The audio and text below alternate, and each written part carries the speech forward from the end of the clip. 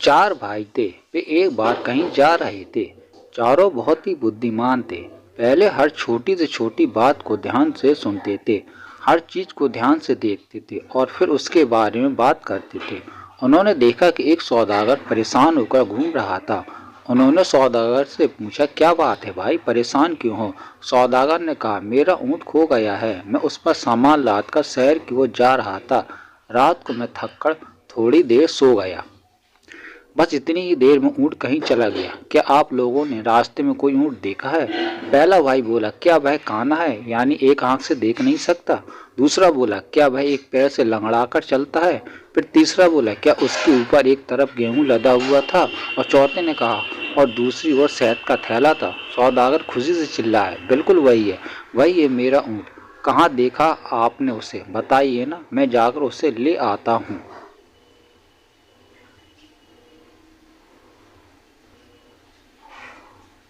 चारों भाई बोले, हमें नहीं पता, हमने आपके ऊँट को कहीं भी कभी भी नहीं देखा, लेकिन बिना देखे आप लोगों को उसके बारे में सब कुछ पता कैसे चला?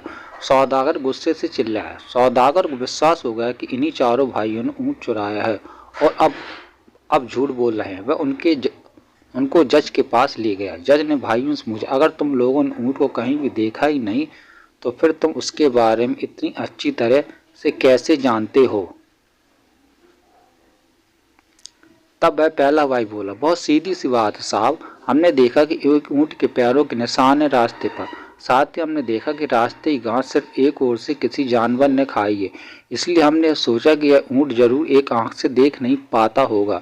दूसरे भाई ने कहा, श्रीमान, रास्ते पर जो पैरों के निशान थे हमने उन्हें ध्यान से देखा। एक पैर के निशान गहरे थे, दूसरे के हल्के। इससे हमें पता चला कि ऊँट जरूर एक पैर से लंगड़ाता होगा।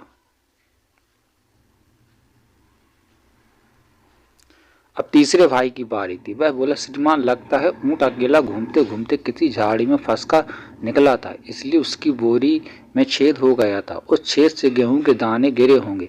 ये दाने रास्ते पर एक ओर गिरे हुए थे। चौथे ने कहा, और दूसरी ओर शहद की कुछ बूंदें टपकी हुई थी। इससे हमें लगा कि जरूर ऊँट पर एक और गेहूं और दूसरी ओर शहद लदा हुआ होगा।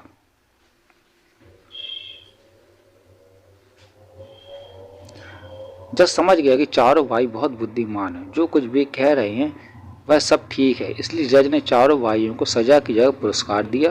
पुरस्कार यह था कि जज ने चारों को अपनी सेवा में रख लिया। उसके बाद चारों ने जज के साथ मिलकर कई अपराधियों को पकड़वाया। अगर आपको ये स्टोरी पसंद आई हो तो चैनल को लाइक करिए, सब्सक्राइब करिए। Thank you.